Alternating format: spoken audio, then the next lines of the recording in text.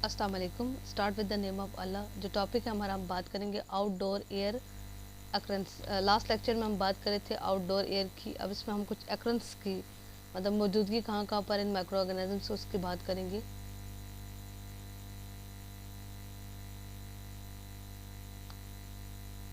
कहते हैं bacteria and mould spores have been found high about the earth surface. ज़्यादा से ज़्यादा आपको ज़मीन की सतह के ऊपर की जानिब जो है आपको नज़र मौजूद होते हैं, वहाँ पर पाए जाते हैं। The viable bacteria and fungi occur at an altitude of 3000 metre in air. और ज़्यादातर आपके पास कहते हैं ऐसे बैक्टीरिया और फंजाई जो हैं ये हमारे पास हवा के अंदर 3000 मीटर तक जो है वहाँ पर मौजूद होते हैं। और ये तमाम मतलब जितने भी नॉर्थ अटलांटिक का जो आपके पास रीजन है, जैसे कि हम कहते हैं सेकंड लार्जेस्ट रीजन है आपके पास, जो कि मतलब एक ऐसी जगह है आपके पास जिससे हम ये भी बात कर सकते हैं। हम कहते हैं कि जो कि ओल्ड वर्ल्ड को न्यू वर्ल्ड से क्या करता है, डिफ्रेंशिएट करता है, अलग करने की कोशिश भी करता है। तो कहते हैं यहाँ पर इतनी दूरी में ये जो है वो आसानी से मौजूद होते हैं।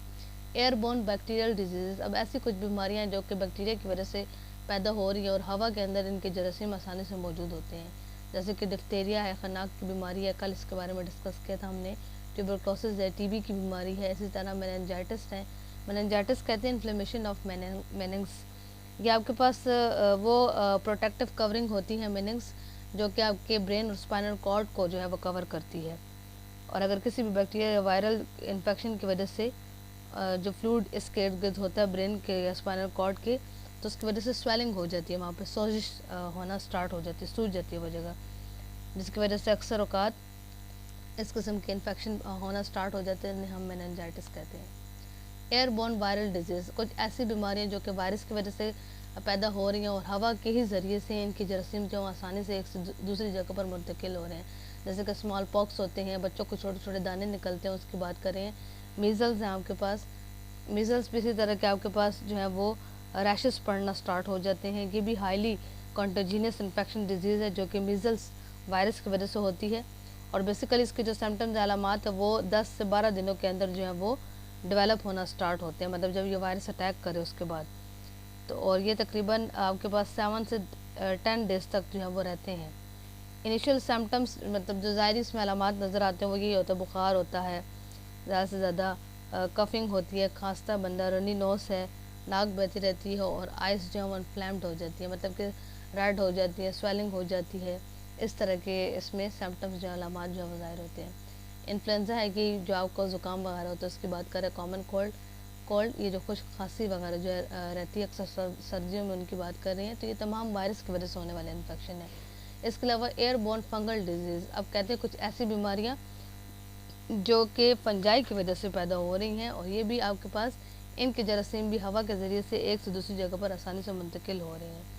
इसमें सबसे पहले हम बात करेंगे सिस्टमिक माइकोसिस की। कहते हैं ये फंगल इन्फेक्शन है विच अफेक्टिंग इंटरनल ऑर्गन, जो कि ज़्यादातर अंदरूनी ऑर्गन अज़ा को क्या करता है, मुतासर करता है।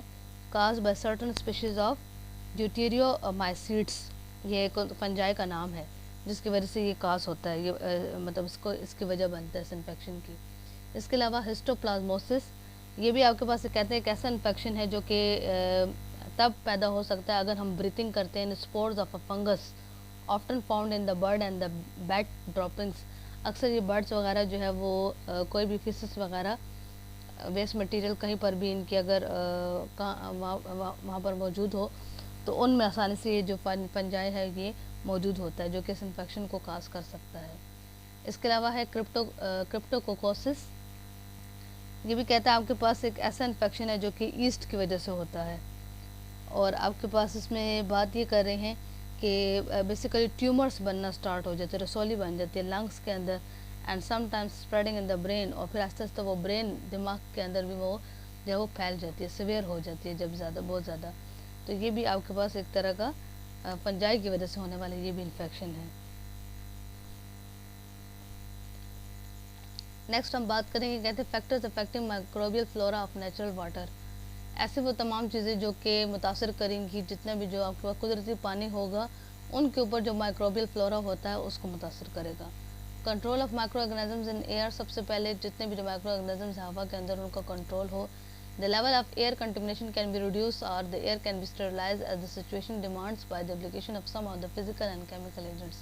इसके अलावा कहता है हमें जो हवा जो है वो जो ख़राब हो जाती है, मतलब उसमें माइक्रो ऑर्गेनिजम्स की एक्टिविटीज़ की वजह से वो मुतासर हो जाती है, तो कहता है उसको हम आसानी से कम कर सकते हैं या उसको हम साफ़ कर सकते हैं। वो तभी हो सकता है कि अगर हम कुछ फिजिकल या कुछ केमिकल एजेंट्स चीज़ों का हम इस्तेमाल करें।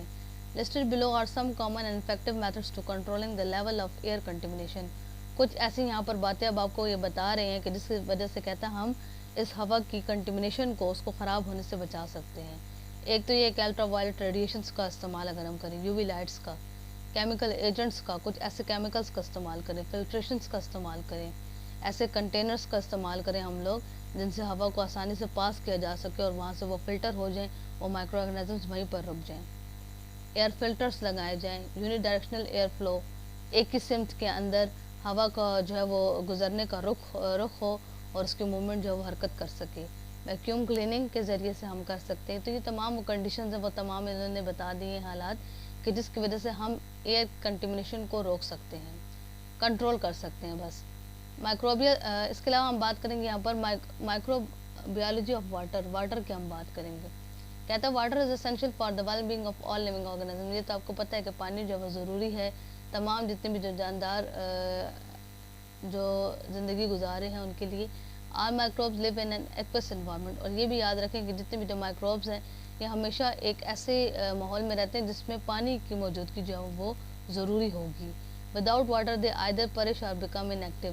कहते हैं पानी के बगैर ये वहाँ पर ज़िंदा नहीं रह सकते, ये डाई परिश कहते हैं डाई को मर जाएंगे या बिल्कुल इनएक्टिव हो जाएंगे, काम करने के काबिल नहीं रहेंगे। There are 3 major types of water, 3 किस्म की आपके पास पानी वहाँ पर मौजूद होता है। एक हम बात करेंगे ग्राउंड वाटर की, ज़मीन के अंदर जो मौजूद होगा, सरफेस वाटर सतह पर, और एक हम बात करेंगे एटमॉस्फेरिक वाटर की। ग्राउंड वाटर कहते हैं it is subterranean under the earth surface water, ज़मीन की सतह के अंदर जो मौजूद होता है। इट इज़ फिल्टर वाटर, ये फिल्टर वाटर है आपके पास। From which bacteria and suspended particles are remove by filtration, मतलब कहता है हम इसे फिल्ट्रेशन के ज़रिए से हम उसे आसानी से इन माइक्रो ऑर्गेनिजम्स को वहाँ से हटा सकते हैं। Nature has provided a natural mechanism of water purification in this form, और कुदरत ने कहता हमें इसके में एक मतलब एक कुदरती तौर पर एक ऐसा तरीक़ाकार हमें दिया है कि जिसकी वजह से पानी जो है आसानी से जो है वो साफ़ हो जाता है इस तरीके से।